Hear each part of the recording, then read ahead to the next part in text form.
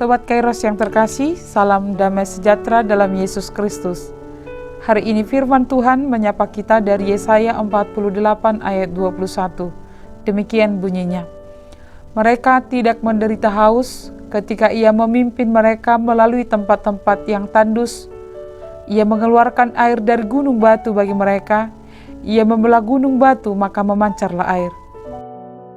Sobat Kairos, haus adalah simbol kekurangan, kekeringan, penderitaan. Jika seseorang kehausan bisa berakibat fatal, jika tidak minum air bisa dehidrasi sampai pada kematian. Maka sangat diperlukan obat haus, yaitu air, menjadi sumber kehidupan. Ketika nas ini dikumandangkan Yesaya di tengah-tengah bangsa Yehuda, mereka sedang berada di dalam pembuangan. Kebutuhan akan pertolongan Tuhan kembali dari pembuangan, damai sejahtera, adalah hal yang mereka rindukan. Nas ini menjadi janji Allah kepada bangsa Yehuda tentang jaminan masa depan.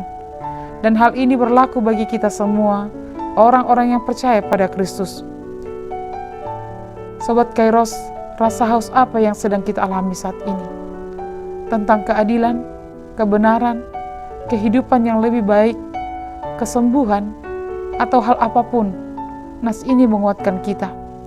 Ada jaminan dari Tuhan. Pertama, Allah menyatakan diri akan penyertanya dalam hidup kita. Ia memimpin melewati tempat tandus. Ini menjadi jaminan Allah atas kehidupan kita, bahwa Ia memimpin hidup kita. Kata memimpin berarti Ia di depan, mendahului langkah kita, melewati tempat-tempat tandus, tempat-tempat kering. Tempat-tempat tandus adalah gambaran kekeringan, kekurangan, bahaya, ancaman, tantangan, masalah, tanpa harapan, padang gurun, keadaan yang serba minus.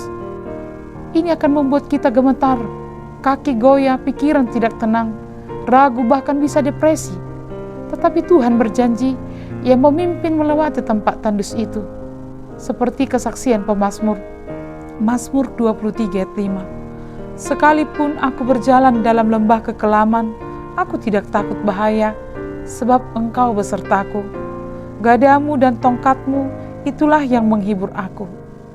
Kedua, Ia mengeluarkan air dari gunung batu dan membelah gunung. Secara logika, ini tidak mungkin, tetapi Allah dapat melakukannya. Tentu kita masih mengingat ketika Allah menyuruh Musa berbicara ke bukit batu di Meribah. Allah sanggup melakukan perkara besar dalam hidup kita. Berbagai cara dibuatnya untuk menolong kita, bahkan dari hal yang tidak kita pikirkan. Allah juga menawarkan kepada kita jaminannya melalui anaknya Yesus Kristus yang mengatakan, Aku adalah sumber kehidupan, sumber berkat bagi kehidupan kita. Kemampuan kita bertahan dalam menghadapi berbagai gelombang kehidupan tidak berasal dari diri kita, melainkan Kristus. Lalu apakah yang harus kita khawatirkan? Perjalanan hidup tidak selalu mulus, tidak selalu lurus, dan tidak selalu menghadapi yang tulus. Tapi Tuhan telah memberikan jaminan kepada kita. Jangan lakukan apapun di luar dari pimpinan dan kehendak Tuhan. Sebaliknya segala sesuatu harus kembali kepada Tuhan, karena Tuhan adalah sumber kehidupan. Yesus berkata, Tinggallah di dalam aku dan aku di dalam kamu. Sama seperti ranting tidak dapat berbuah dari dirinya sendiri, kalau ia tidak tinggal dalam pokok anggur. Demikian juga kamu tidak berbuah jika kamu tidak tinggal di dalam aku. Yohanes 15 ayat 4. Selamat menjalani hidup dalam jaminan Tuhan. Amin. Selamat beraktivitas. Tuhan Yesus memberkati kita.